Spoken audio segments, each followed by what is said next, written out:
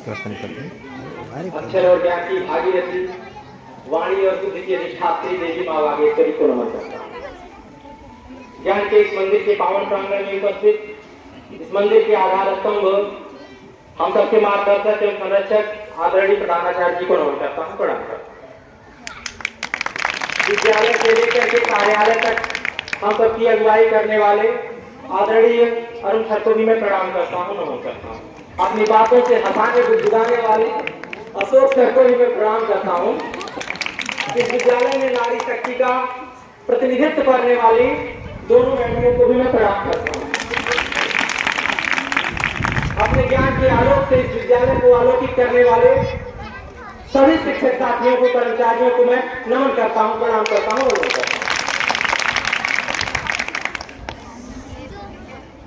आज सबसे पहले मैं मां शारदे के लिए 4 लाइनें पढ़ना चाहता हूँ, फिर उसके बाद आप लोगों के लिए 4 लाइनें पढ़ता हूँ। कि जय हो माता जननी जगत की भवानी, तू ही वीणावादिनी माँ, तू ही महारानी है। अब भूल को इशार दे माँ, मुझे थोड़ा प्यार दे माँ, रसहीन तुझहीन मेरी जिंदगानी है। कि जय हो माता जननी जगत की भवानी, तू ही वीणावादिनी माँ, तू ही महारानी है। भूल को इशार दे माँ, मुझे थोड़ा प्यार दे माँ, तेरे बिना रसहीन मेरी जिंदगानी है। अमुनियों ने मानी माता, मुनियों ने जानी, तुझे दीपक ने कविता में महिमा बखानी है। तो सब ज्ञान के भंडारे का मकोल द्वार आज, तेरे घर पे माँ मुझे कविता सुनानी है, तेरे घर पे माँ मुझे कविता सुनानी है। मेरा नाम लेते ही आप लोगों के चेहरे पे जो खुशी, जो मुस्कुराहट आ जाती है, मैं उसके लिए 4 लाइनें कहना चाहता हूँ। एक बात किसी व्यक्ति ने भगवान से पूछा कि आप रहते कहाँ, तो उसने जो जवाब दिया मैं बताता हूँ कि मुल्ला के ना पंडित के अरमान में रहता हूँ, मुल्ला के ना पंडित के अरमान में रहता हूँ, साहब मैं गरीबों के ईमान में रहता हूँ। पूछा जो एक दिन रब से अपना पता बता दे, वो बोला मैं बच्चों की मुस्कान में रहता हूँ। तो आप लोग जीवन करने से हंसते मुस्कुराते रहिए, हमारी यही दुआ है। नए साल वाली कविता हम अभी आपको सुना देंगे, लेकिन पहले आप आज के इस पर्व पर एक कविता सुन लीजिए। भगत सिंह के ऊपर लिखी हुई एक कविता है कि जिसके अप्रतिम समर्पण से माता का मस्तक ऊंचा है, जिसका बलिदान याद करके नतमस्तक देश समूचा है, जिसकी गाथा से देशभक्ति का ज्वार प्रवाहित होता है, जनमानस में राष्ट्रवाद का भाव समाहित होता है, जो सपने में भी भारत की सेवा का भाव सिरोता है, जो बचपन में खेतों में छिक्कर बंदूकें बोता है, जो कार प्यार के फन पर भी कान्हा बन करके नाचा था, जिसने उस ब्रिटिश हुकूमत के गालों पर जवाब तमाचा था, उस भगत सिंह नरनाहर के चेहरों में शीश झुकाता हूँ, उस माँ की पूजा में सुनाता हूँ।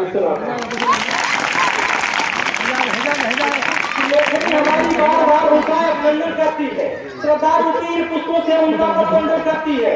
जिसने बचपन की लोरी में भारत माँ का जयगान सुना, कितने दिन अमर शहीदों का बेटी पर बलिदान सुना, गोरों के अत्याचारों से था घायल हिंदुस्तान सुना, माता की थपकी में जिसने भारत का गौरव इतिहास सुना, वो जलियांवाला बाग सुना, देखा लाशों पर लाशें हैं, अंग्रेज परिंदों को देखा जो सभी खून के प्यासे हैं। 12 की उम्र रही होगी, 12 की उम्र रही होगी, पर रहा 7वीं कक्षा में, मन प्राण निछावर कर बैठा भारत माता की रक्षा में। 12 की उम्र रही होगी, पर रहा 7वीं कक्षा में, मन प्राण निछावर कर बैठा भारत माता की रक्षा में। उस दिन विद्यालय न जाकर वो जलियांवाला बाग गया, उस दिन विद्यालय न जाकर वो जलियांवाला बाग गया, वो हृदयदार कृष्ण देख अंदर का पौरुष जाग गया। खून से सनी हुई मिट्टी को अर्ध आंसुओं का देकर उसको माथे पर तिलक किया, मन में संकल्प कफिल लेकर मक्कार फिरंगी शासन से माता को मुक्त कराऊंगा, इसका पवित्र झंडा लंदन की छाती पर फहराऊंगा। कि मक्कार फिरंगी शासन से माता को मुक्त कराऊंगा, इसका पवित्र झंडा लंदन की छाती पर फहराऊंगा। कि लाला की हत्या फिर सैंडर्स के ऊपर गोली से जब तब वार किया, उस नीच नराधम पापी का पर भर में ही संहार किया। लाला की हत्या का बदला लेकर निकलाया सत्ता को, लाहौर छोड़कर भगत सिंह से निकल गए कलकत्ता को।